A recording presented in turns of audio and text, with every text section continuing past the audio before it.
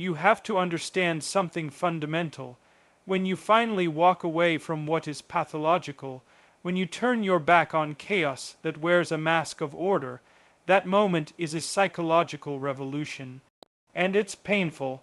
It hurts not because you've lost something good, but because you've finally admitted on a deep level that the thing you were clinging to was never going to save you.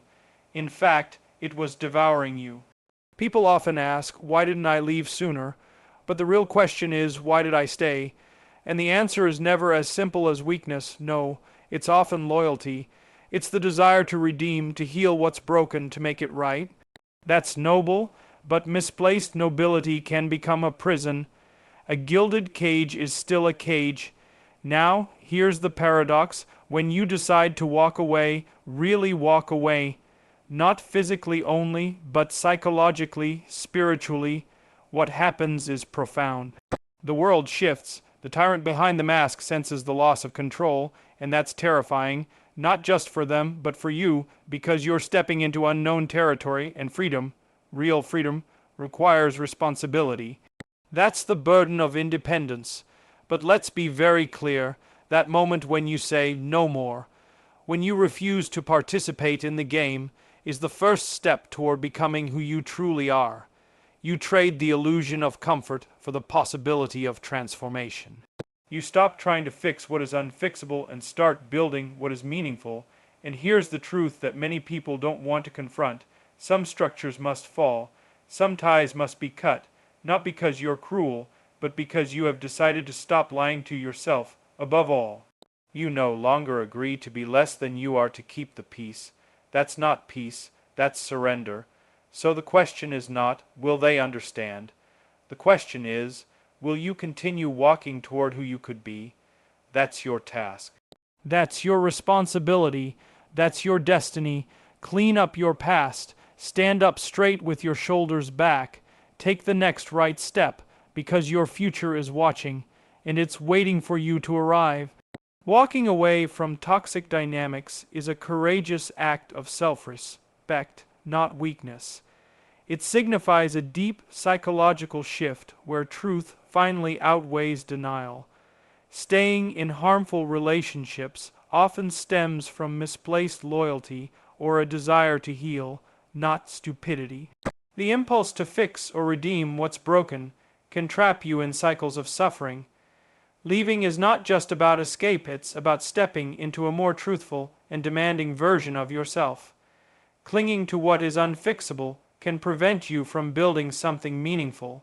The journey after leaving is about reclaiming agency and moving toward your highest potential. It's not about being understood or validated by others. It's about becoming who you truly are. Would you like these turned into a visual infographic or formatted for a presentation?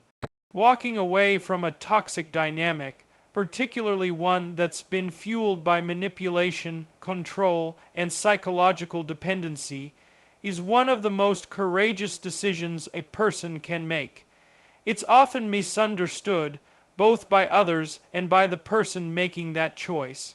People on the outside may ask, why didn't you just leave? As if the act of walking away is simply about opening a door and stepping through it. But the truth is, when someone has been entangled in a relationship where their perception of reality has been distorted, where their sense of self-worth has been chipped away bit by bit, leaving isn't simple at all. It's the final act in a long, invisible battle. To leave, you have to first see, and that's not easy. You have to confront the uncomfortable truth that what you were holding onto for safety was actually a source of harm. That the person you thought needed saving wasn't just broken. They were choosing to remain in patterns that kept both of you trapped. You have to dismantle the stories you told yourself to justify their behavior. You have to admit that the love you gave was not only unreciprocated, but exploited. And that realization alone is devastating because it forces you to grieve not only the person, but the fantasy you built around them. People often assume that staying in a toxic relationship is about weakness, about dependency, about fear, And yes, those things are part of it, but at a deeper level, many people stay because they believe in redemption. They see the wounded child beneath the cruel exterior. They remember the moments of kindness, the rare glimpses of vulnerability, and they hold onto those as proof that the good version still exists. It's a powerful illusion, one that manipulative people depend on to keep their victims tethered. And so walking away isn't simply about leaving the person. It's about abandoning the belief that you can be the one to heal them. That takes strength, and here's the real paradox: when you finally walk away, it hurts. Even if you know it's the right decision, even if you've seen the truth, there's still a mourning process. You mourn the time you lost. You mourn the version of yourself that tolerated it all. You mourn the future you hoped for but will never have. And yet, in that grief, there is a strange kind of clarity, because the pain is clean. It's not the murky confusion of emotional manipulation. It's real, it's honest, and that's the first step toward healing. When the person who's been hurting you realizes you're truly gone, not just physically, but emotionally, spiritually, psychologically, they often panic. Not because they've suddenly developed empathy, but because their control is slipping.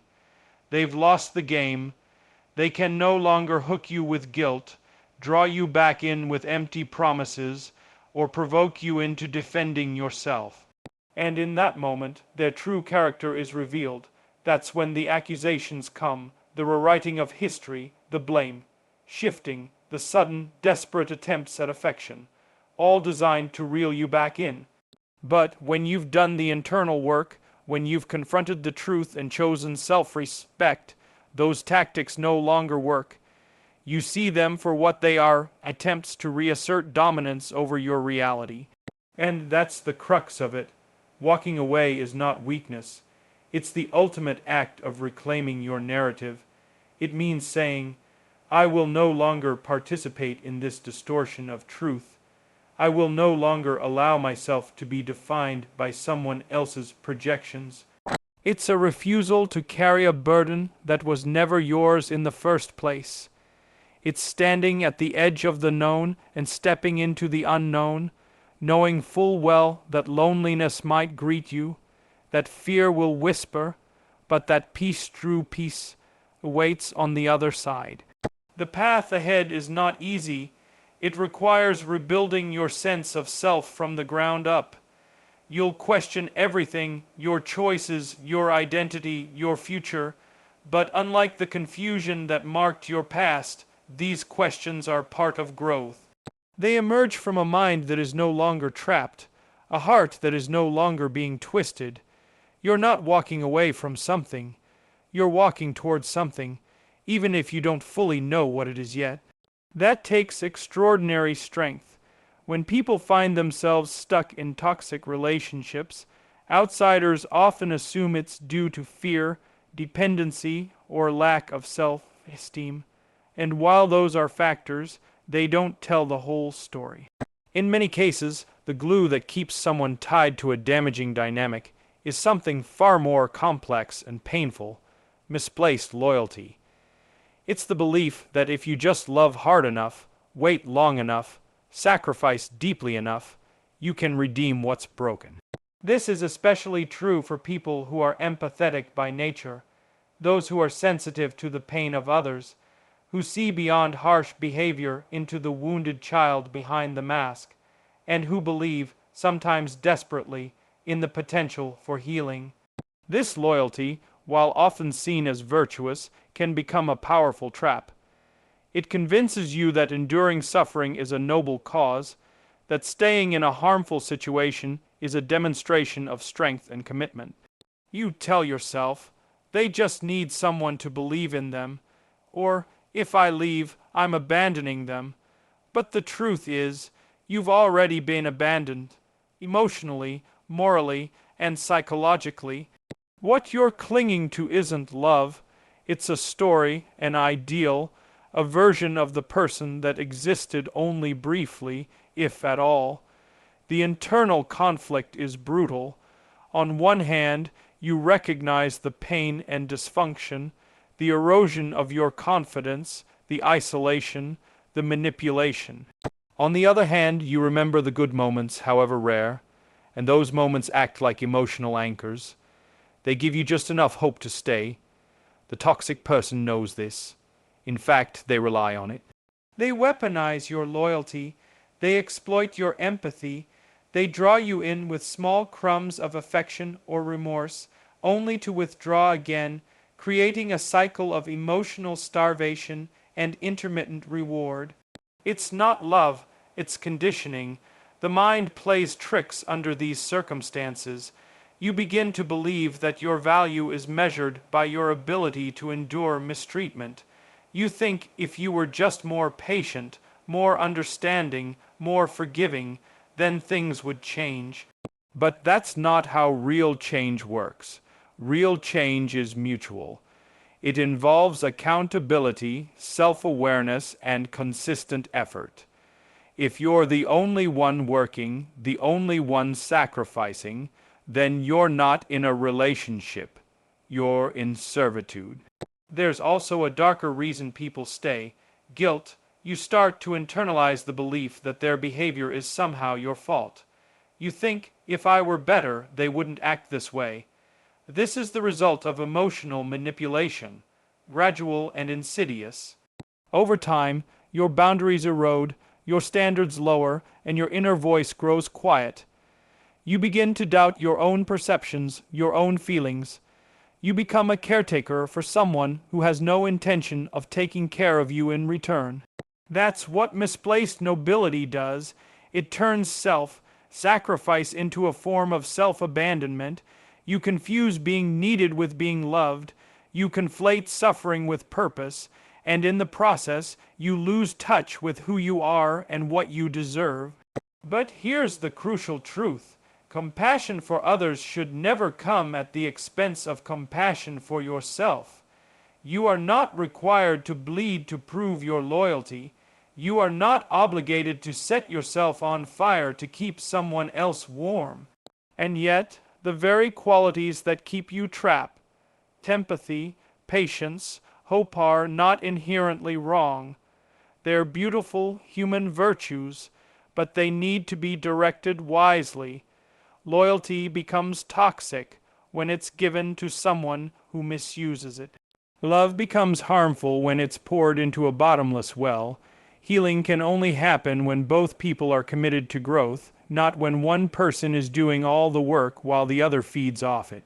Breaking free from this kind of dynamic doesn't mean giving up on love. It means redefining it. It means realizing that love without respect, without truth, without mutual care, is not love at all. It's obligation. It's fear.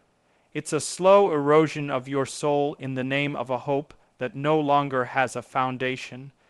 And the most loving thing you can do for yourself and even for the other person is to stop enabling the cycle. That's not abandonment, that's integrity. The hardest part is forgiving yourself for staying as long as you did, for giving so much of yourself to someone who didn't cherish it. But you must understand, you weren't foolish. You were loyal, you were loving. You just gave that love to someone who couldn't hold it. Now you get to take it back and give it to someone who can. Real freedom is never simply the absence of constraint. It is not merely walking away from something oppressive or painful. It is what comes after, the acceptance of responsibility and the willingness to confront the unknown. People often imagine freedom as relief, as peace, as the long, awaited exhale after years of emotional suffocation. And there is truth in that, but what most people don't anticipate is that freedom carries weight. It demands more of you than captivity ever did, because now there's no one left to blame, no chaos left to hide behind, no dysfunction to serve as a distraction from your own unfinished business. You are alone with yourself, and that's where the real work begins. When you leave a toxic situation, especially one where you've been psychologically enmeshed with someone else's needs, emotions, and expectations, you don't just reclaim your time or space, you reclaim your agency. And agency is a double-edged sword. It empowers you, but it also challenges you. It requires you to take ownership of your choices, your healing, your future. You can no longer live in reaction to someone else's behavior. You have to start acting from your own values, and that, for many people, is terrifying, because it means you must define who you are without the familiar reference point of pain. Pain can become an identity, especially if it has been sustained over time. You begin to see yourself as the survivor, the fixer, the one who endured. Those roles give meaning to your suffering. But when you walk away, those identities no longer serve you. Now you have to ask, what do I want? Who am I when I'm not trying to save someone else? What kind of life am I willing to build, day by day, through deliberate effort? There's a kind of disorientation that sets in after freedom. It's like being dropped into an open field after years of navigating a labyrinth. You wanted out of the maze, but now that you're standing in the wide open space, you realize there are no signs, no pathways, no maps, and no one else to lead. You have to build the path yourself. That's the responsibility part. That's what separates freedom from escape. Anyone can run, but not everyone is willing to stop running and start building. This is where many people get stuck. They confuse the anxiety of growth with the pain of loss. They feel uncertain, lonely, unsure, and they interpret those emotions as signs that they've made a mistake.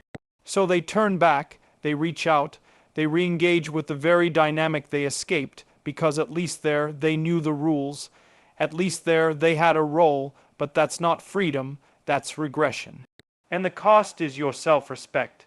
Taking responsibility for your freedom means embracing discomfort. It means making choices without guarantees. It means confronting the parts of yourself that you neglected while trying to keep someone else whole. You may have spent so much time caretaking that you forgot how to care for yourself.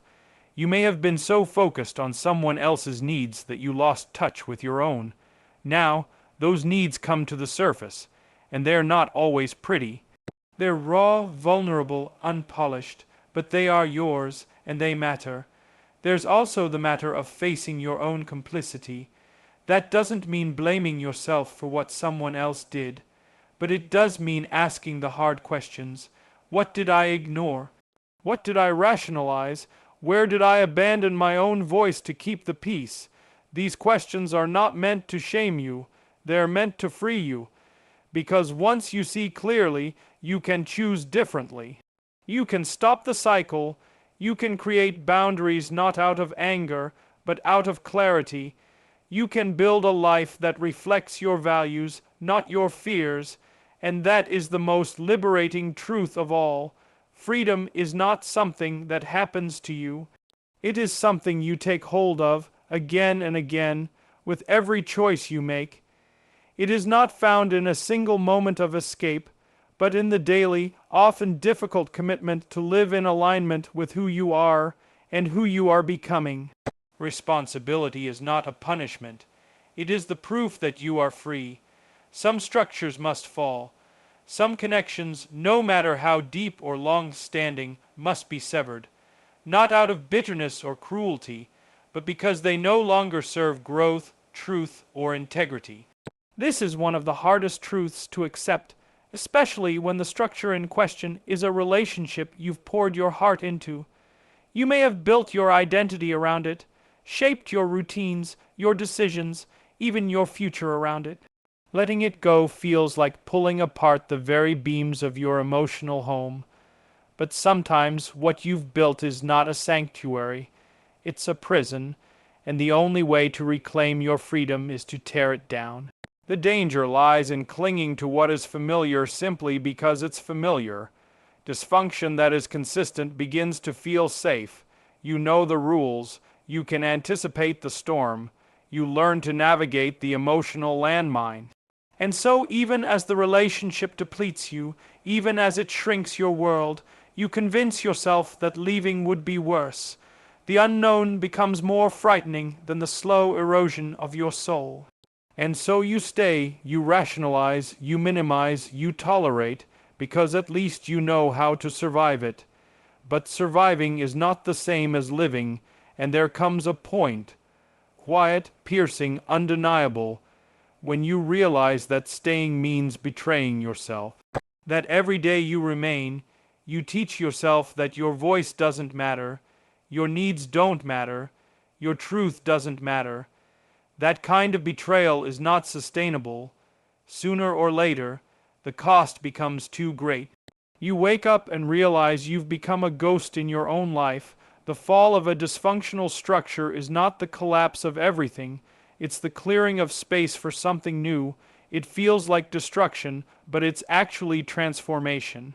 When a system is built on control, fear, manipulation, or denial, it cannot be renovated. It must be dismantled. You cannot patch over lies with positive thinking. You cannot heal in the same environment that made you sick. Walking away is not quitting. It is the refusal to uphold a false reality, and that takes enormous courage. There will be grief. That's unavoidable. Even toxic structures have moments of beauty, of connection, of shared history. You're not just mourning what was, you're mourning what could have been, the potential that never materialized, the person they almost were, the version of yourself you hope to become within that relationship. Letting go means accepting that those hopes will not be fulfilled, and that's a kind of death, but it also opens the door to rebirth. In the absence of the old structure, you are free to begin again. Not immediately, not perfectly, but honestly. You start to listen to your own voice again. At first, it's faint, tentative, unfamiliar, but with time it grows stronger. You learn to recognize the difference between peace and silence, between love and control, between compromise and self-abandonment. These distinctions were once blurred. Now they become clear. There is also a painful but necessary realization. Not everyone wants to grow. Not everyone wants truth. Some people prefer the comfort of denial, the security of power, the predictability of dysfunction. You cannot carry someone to awareness. You cannot force someone to meet you in the light. And your willingness to endure pain on their behalf does not inspire them to change. It enables them to remain the same. The most compassionate choice you can make is to stop participating in the lie. The truth is, it takes far more strength to let go than to hold on, because letting go requires faith, not blind optimism, but a deep, grounded belief that something better is possible. Not perfect, not painless, but better. Something that honors your dignity, something rooted in mutual respect. And that belief is not something you find externally. It comes from within. It's born in the wreckage, in the silence after the storm. In the moment you choose yourself, not out of selfishness, but out of reverence for life. Not every ending is a failure. Some endings are evidence of growth, a sign that you are no longer willing to fit yourself into a structure that demands you be less than who you are. What you walk away from matters, but what you walk toward, that's where your future begins. Reclaiming your agency after leaving a toxic relationship is not a moment. It's a process. It begins the second you realize you no longer need to be understood, validated, or approved by the very person who once defined your emotional landscape. There is no external reward for this choice. No parade, no applause. Often there's only silence and the daunting task of figuring out who you are outside of that dysfunctional dynamic. But that's where the transformation begins. You stop living in reaction to someone else's chaos and start living in alignment with your own values. That's the shift from survival to authenticity. There's a common misconception that healing is about returning to who you were before the damage, but that's not quite right. Because the truth is, you can't go back. That version of you naive, hopeful, unaware of how far pain can reach is gone, and trying to resurrect that self only prolongs your suffering. Healing isn't about going backward. It's about becoming someone stronger, more discerning, more awake. Someone who carries wisdom, not just wounds. You start to see how much of your life was shaped around someone else's instability. You recognize how often you explained away the unacceptable, made excuses for cruelty, minimized your own needs in order to preserve a fragile peace. But now, that peace is no longer worth the cost. You begin to choose differently, not because it's easy, but because you've finally decided that your well-being matters more than maintaining a false harmony. The road ahead is uncertain. There are days when the absence feels heavier than the presence ever did, but in that emptiness is space, and in that space you begin to rebuild, not hurriedly, not to prove anything, but with care, with truth. You listen more closely to your own intuition, the one that was silenced, mocked, or dismissed in the past. You pay attention to red flags, not because you're paranoid, but because you've earned the right to protect your peace. That vigilance is not fear, it's wisdom in action. What you walk toward may not be fully visible yet, it rarely is. You don't need to have it all figured out, you only need to take the next right step. That might look like setting a boundary, it might look like saying no without explaining yourself. It might be choosing rest over proving your worth. These are not small things, these are declarations. With every decision rooted in self-respect, you are telling the world, and more importantly, yourself, that your life belongs to you now. People around you may not understand this shift. Some will be uncomfortable with your growth, especially those who benefited from your silence, your compliance, your emotional labor. That's not your problem to solve. You are not here to be digestible for others. You are here to become whole. And that means letting go of roles that required you to be smaller, quieter, or endlessly accommodating. That kind of life is not sustainable. It's a slow erasure of who you are.